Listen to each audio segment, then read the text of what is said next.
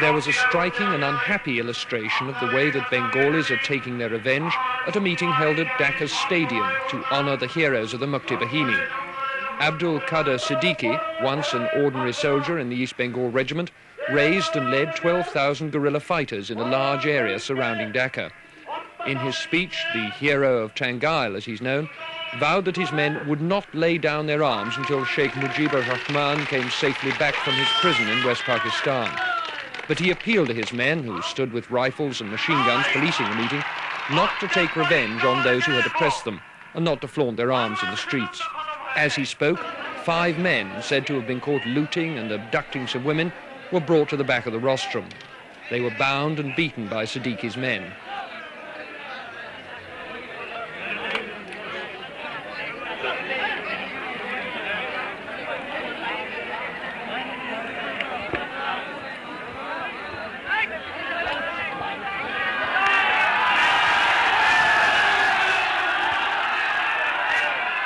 They clung desperately to an officer whom he had asked to put a stop to the violence.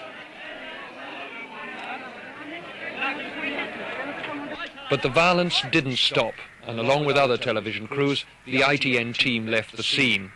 Moments later, General Siddiqui himself, who had earlier urged restraint on the crowd and promised the prisoners a fair trial, himself took a rifle and helped bayonet them to death, firing a bullet to finish off one man.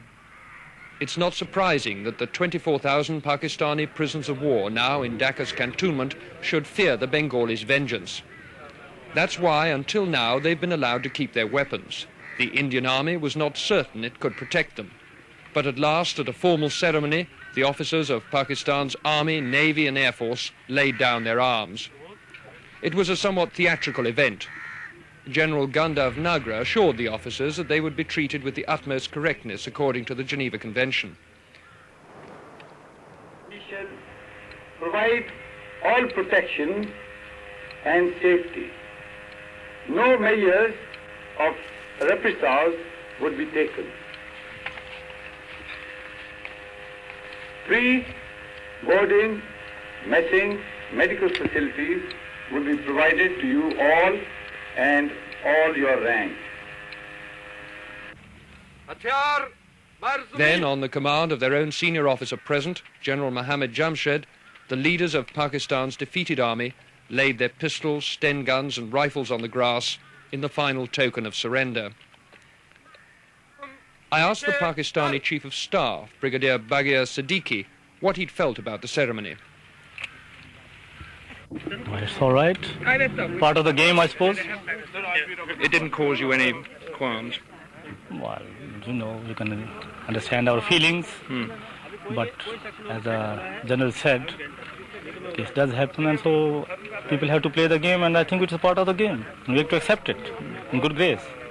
Why did you, in the end, surrender? Because for the consideration of the human lives. Could you have fought on? We could have fought on for a long time, not less than 30 days. With due military ritual, the war in the East had been brought to its ceremonial conclusion. Richard Linde, News at 10, Dhaka.